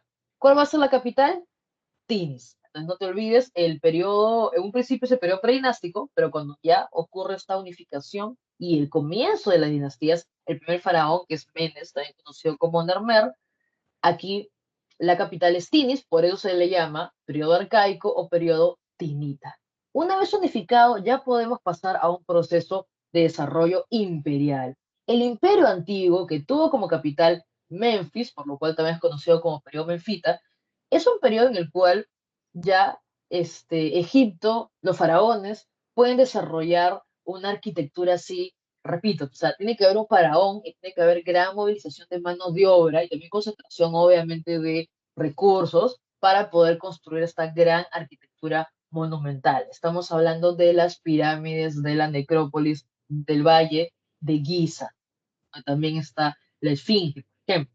Pero también sabes que el periodo imperial tiene enemigos, tiene invasores, y antes incluso de que vengan a invadir, los nomarcas, que ya eran parte de la administración egipcia también, habían sido absorbidos, van a rebelarse porque no todos los faraones son poderosos, no todos concentran el poder, ¿no? De manera centralizada. Es una crisis política entonces, ¿ya? Entre imperio e imperio en Egipto, cuando hay momento de crisis se le llama intermedio, ¿ya? Así que este primer intermedio es una crisis política por la rebelión de los nomarcas. Una vez son también vencidos los nomarcas, una vez más hay un momento imperial, que es el imperio medio, también conocido como el imperio tebano, porque Tebas va a ser la capital. Ojo, Tebas va a ser dos veces en la historia la capital, ¿ya?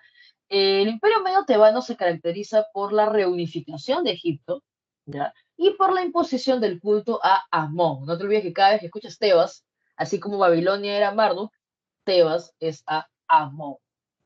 ¿Ok? Comienza también la expansión hacia lo que sería pues Nubia, por ejemplo, ¿no? Y otra vez este imperio va a tener un momento de crisis, que en este caso sí fue bastante duro, que fue la invasión de los Ixos a la parte del delta. Los Ixos llegaron e incluso establecieron su capital llamada Avaris. ¿Ya? ¿Por qué ganaron los Ixos? Porque tenían, ya sabes, el poder del hierro, el poder de los carros de guerra. Pero sencillo, una vez aprendan los egipcios cómo trabajar el hierro, cómo hacer sus carros de guerra, obviamente pueden vencer a los Ixos. Y esto lo logra Amosis I. ¿Ya? Amosis I recupera el delta y expulsa a los Ixos. Y eso permite que otra vez se desarrolle un momento imperial otra vez en Tebas, por eso se le conoce como el Imperio Nuevo o Imperio Neo-Tebano. Aquí tenemos a personajes muy interesantes como Tutmosis III, que logra la máxima expansión hacia lo que actualmente sería Palestina, Líbano, Siria. Luego tenemos a Menofis IV, que tú lo conoces seguro como Akenatón, que trata de bajarse, de quitarle todo el poder. Lo que pasa es que, mira, cuando es una sociedad politeísta, las élites sacerdotales, pues su poder radica en ellos realizan el culto de cada una de las divinidades y muchas veces había faraones pues débiles que finalmente estaban más bien, eran superiores estos sacerdotes, no les decían qué hacer. Entonces, Akenatón, bueno, su verdadero nombre Amenofis, va a cambiarse de nombre a Akenatón porque se da cuenta que estos muchos dioses que hay, lo único que hacen es quitarle el poder pues, al faraón porque finalmente el que tiene el poder son estos sacerdotes, estas élites sacerdotales. ¿Y qué hace Akenatón? Impone el monoteísmo. ¿Te imaginas tú a los egipcios monoteístas? No, para mí es muy difícil. Él impone el culto a Atón, puedes ver aquí, él es el esposo pues de Nefertiti.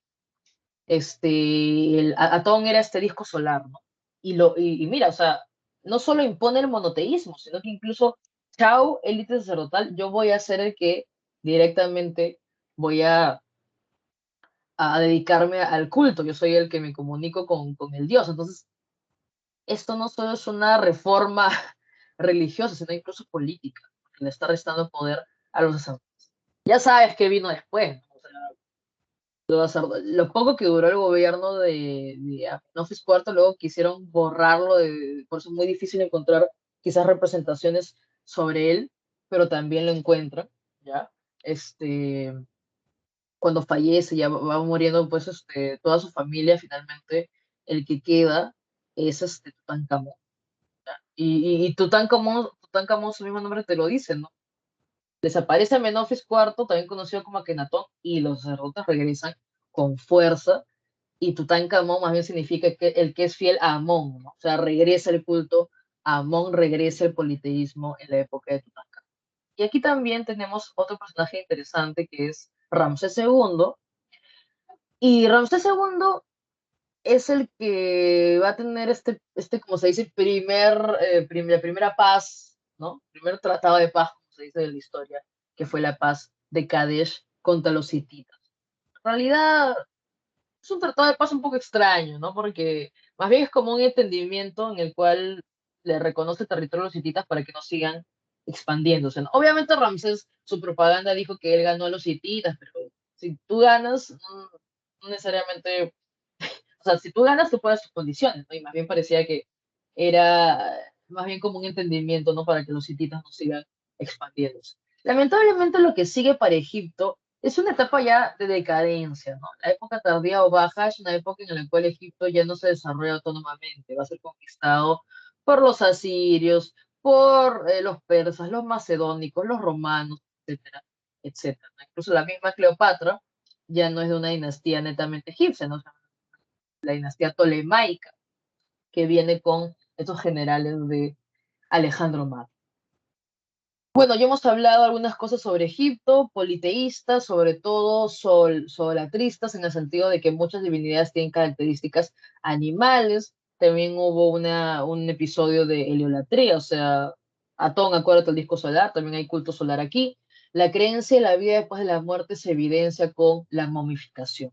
Por eso el faraón, desde que ya comienza su gobierno, comienza a construir su tumba, porque va a ser su vivienda después de la muerte. Esta creencia también lo encontramos en el libro de los muertos, el juicio de Osiris con su ayudante Anubis, ¿no? Y se da el pesaje de los corazones, de tu corazón con la pluma de la justicia, ¿no? La escritura, ya la mencionamos, la más antigua, pero solo para fines religiosos, fue la jeroglífica. La hierática era pues la de los escribas con fines administrativos y la demótica es la utilizada pues en el día a día, ¿no? En el comercio, básicamente. Si te das cuenta, son versiones simplificadas unas de otras. La más elaborada, sobre todo para las construcciones religiosas y funerarias. La arquitectura estuvo, pues, fue principalmente funeraria, se caracteriza por grandes piedras, su gran tamaño, su monumentalidad, también su simetría, etcétera, etcétera. Y aquí tenemos una evolución, ¿no? En un principio eran las mastabas, luego está esta mi pirámide favorita, la de Soster, que Imhotep lo que hace es poner mastaba sobre mastaba sobre mastaba, y si se dan cuenta, esa pirámide luego ya una versión ya mucho más elaborada es la pirámide de Keops, ¿no? Kefren y Miserino. Pero también existieron los hipogeos, como el Tutankamón. El de Tutankamón fue un hipogeo, y más bien eso era una tumba construida dentro, ¿no? De este accidente geomorfológico, por ejemplo, los acantilados y todo. Esto le permitió poder mantenerse intacta. Listo, vamos bien, vamos bien. A ver, India y China finalmente, ¿ya? No sé si por ahí, como estamos bien de tiempo, no sé si por ahí hay alguna pregunta. Ah, ya, Margaret, sobre las pinturas rupestres. Sí, hay muchas explicaciones. En realidad, el fin más sencillo de entender es el fin didáctico.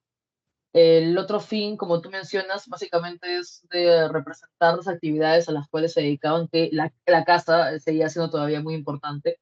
Pero el fin mucho más alucinante que tiene que ver pues con esto mágico religioso, como les decía, es que en diferentes partes de la cueva se representaban animales que eran los animales que ellos cazaban. Era como una manera de debilitarlos, ¿no? De apropiarse de ellos y que sea beneficioso en la casa. Listo, vamos a terminar entonces con la India y con China.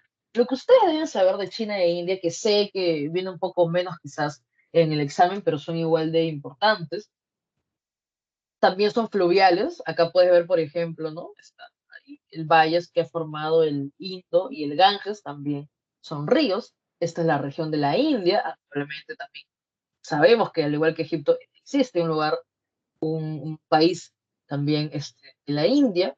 Pero lo que hay que entender, en un rato regreso a esto, voy a ir primero al periodo histórico y luego regreso a un rato.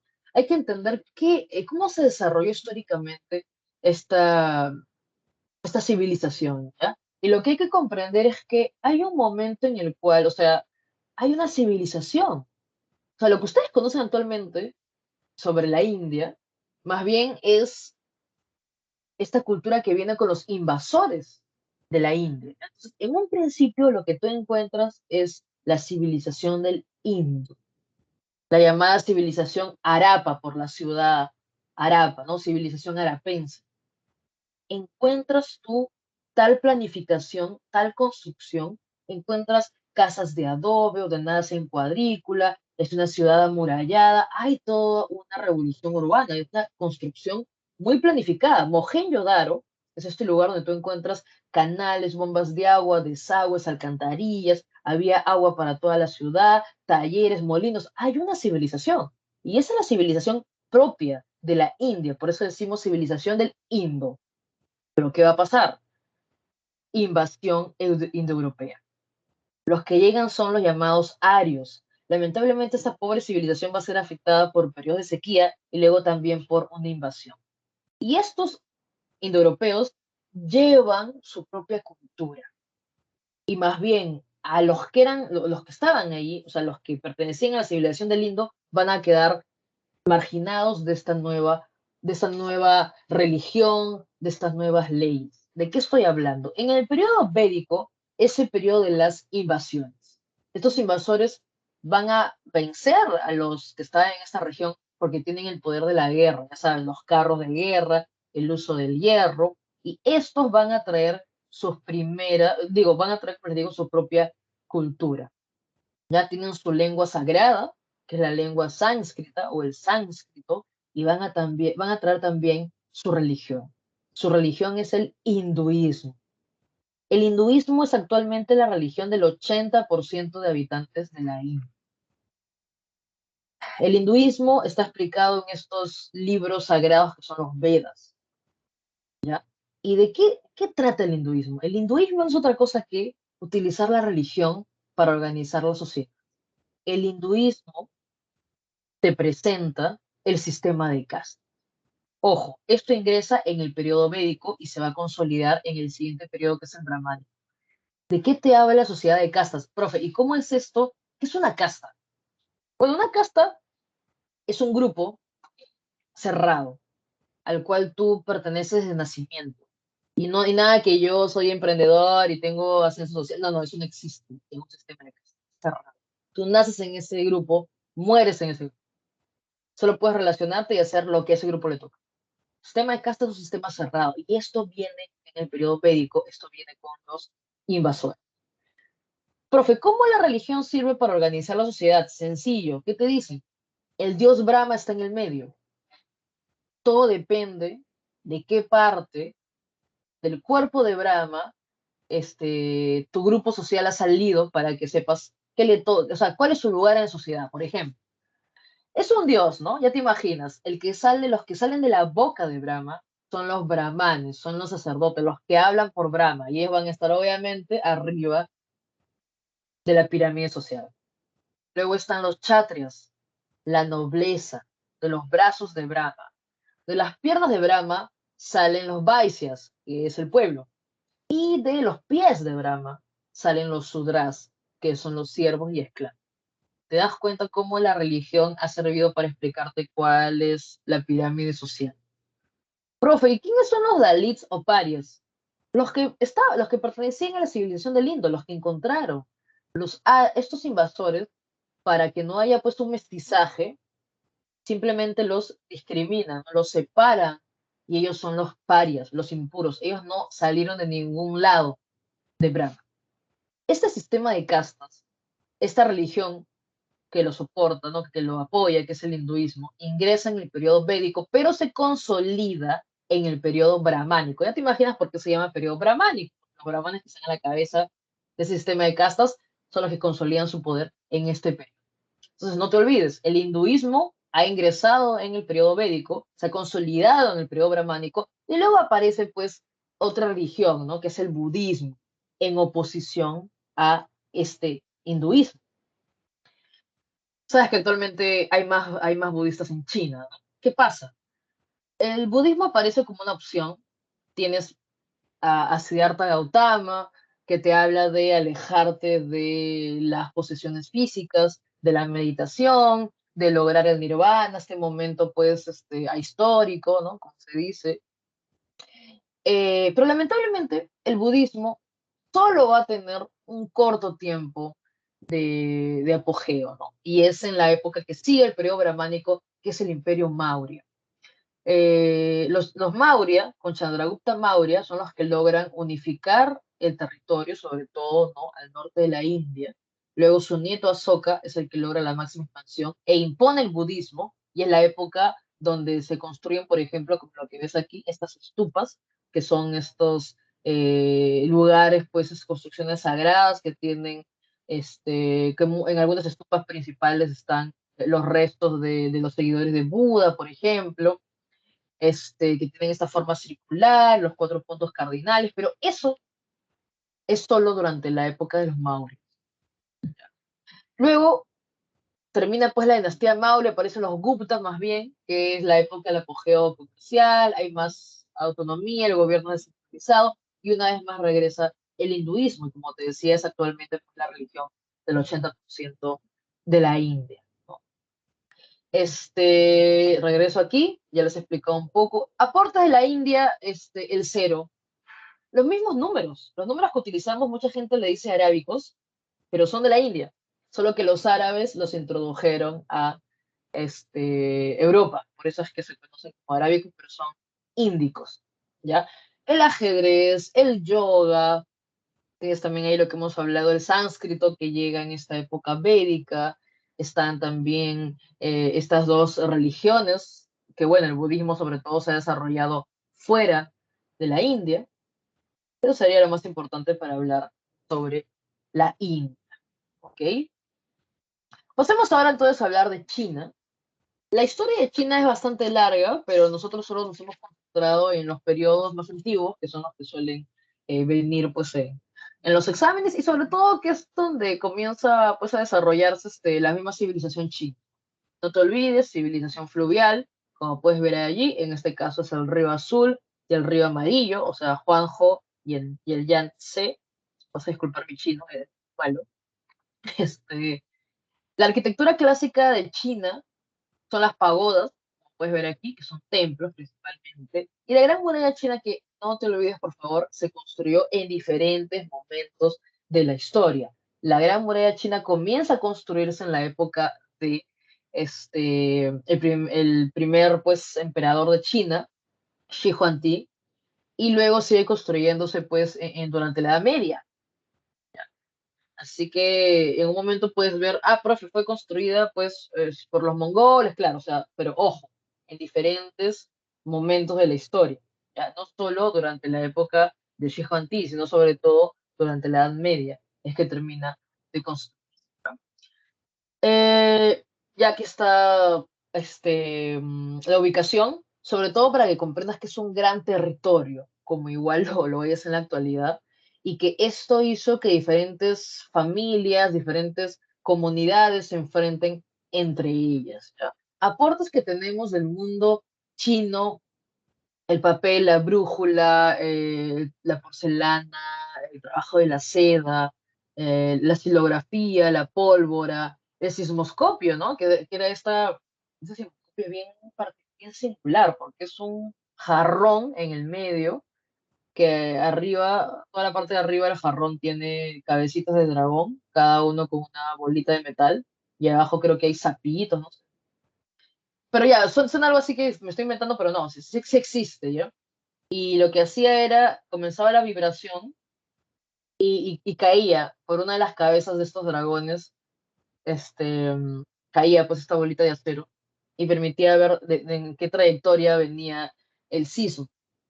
La ballesta también. Aquí estás viendo una imagen de la escritura más antigua de China que se ha encontrado es un caparazón de tortuga y fueron llamados los huesos oraculares. Vamos a hablar entonces ahora de la historia de China. La primera época histórica de China está como que un poco en lo mítico, entre lo mítico y lo histórico, y es la época de la dinastía Xia. La dinastía Xia decimos, como les digo, que es una etapa legendaria, porque los personajes de aquí están entre los personajes de esa parte histórica están como que entre el mito y la realidad, ya, o sea, pues es una etapa legendaria. Pero a pesar de eso, hay algunas evidencias, sí.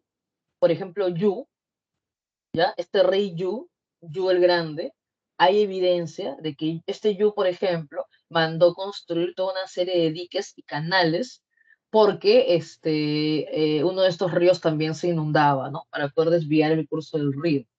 Por eso es que hablamos que se habría evidencia que en su época se construyeron esas canalizaciones. Luego hablamos de la dinastía Shang, que sobre todo es conocida por la producción ya masiva pues, del bronce, o sea, se trabaja la metalurgia del bronce, y porque aquí aparece, como les decía, la escritura más antigua, que es la escritura pictográfica que se encuentra en huesos, los conocidos huesos oraculares. ¿Ya? También aparecen algunos primeros carros tirados por caballo, en fin.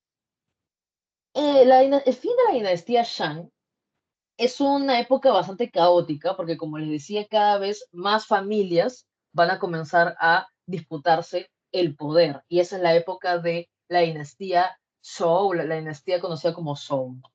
Ya. esta época, si te das cuenta, es súper larga, de 1100 al 221 antes de Cristo. Todas estas familias, todas estas tribus rebeldes van a buscar, o sea, los Zhou son los que gobiernan, pero van a estar en constante conflicto porque todos buscan llegar al poder de alguna manera.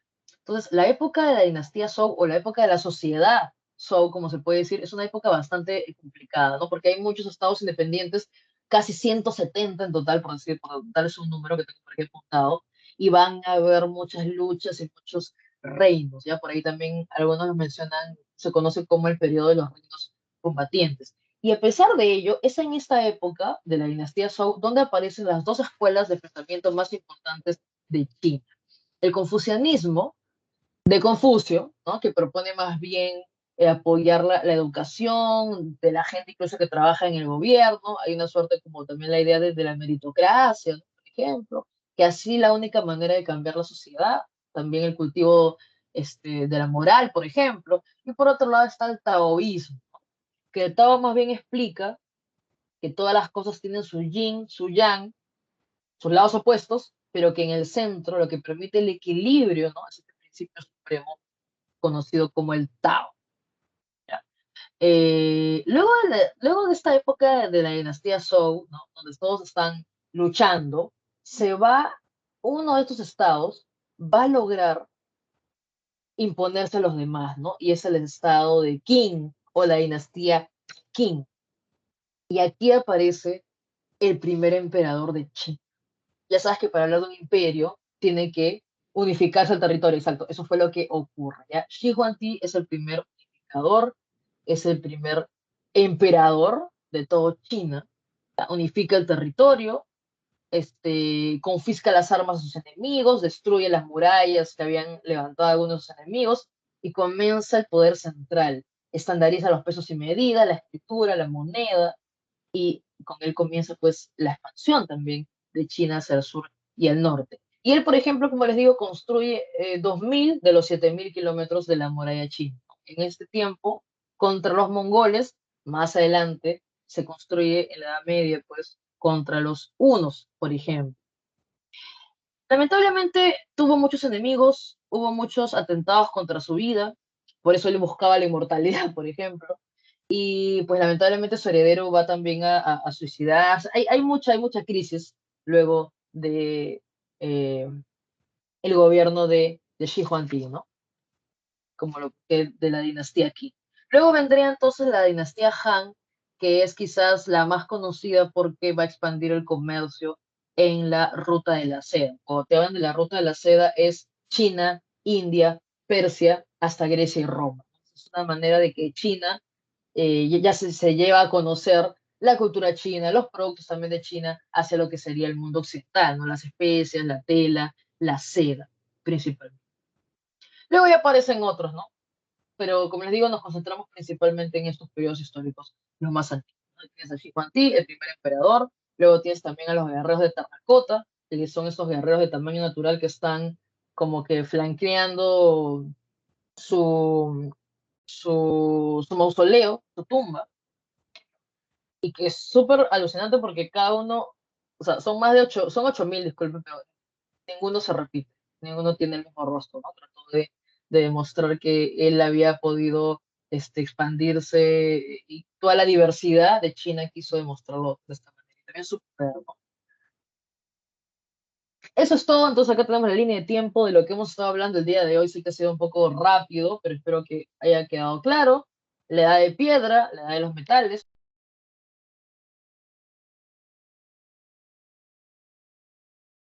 la historia, ¿no? Según Keller. Vamos entonces ahora a las preguntas, rápidamente.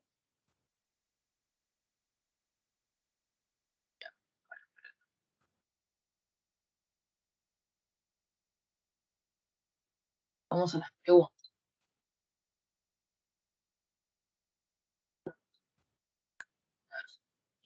Vamos a las preguntas entonces. Ya, vamos a las preguntas. Las alternativas en realidad, porque ya estamos así rapidito. A ver, la número uno, sería la letra A, ¿ya? Con respecto al proceso evolutivo, ¿no? La hominización. La letra A, la 2 y la 4 son correctas. La primera es falsa porque ya hemos hablado que las especies logran este.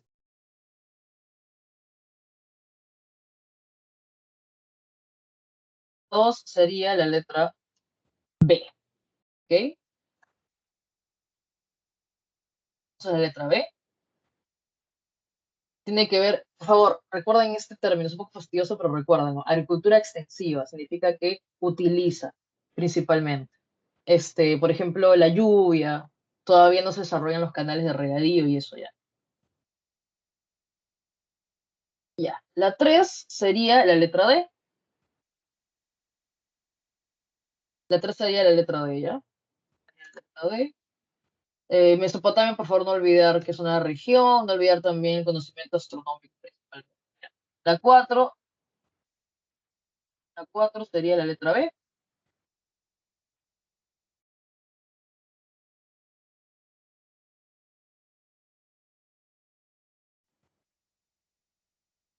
La 5 sería la letra A, ¿ya? Sí, la 5 sería la letra A, verdadero y falso sobre China, ¿ya? Bueno, están entonces las alternativas. Nos vemos el próximo viernes. Gracias por su atención. Ya saben, por favor, utilicen el aula de multichat. Igual yo voy también leyendo lo que se pueda contestar aquí en clase. Ya entonces tienen las alternativas, 1A, 2B, 3D, 4B, 5A y nada, pues ya estamos en 9:50. He tratado de terminar en tiempo récord y ya nos vemos la próxima semana.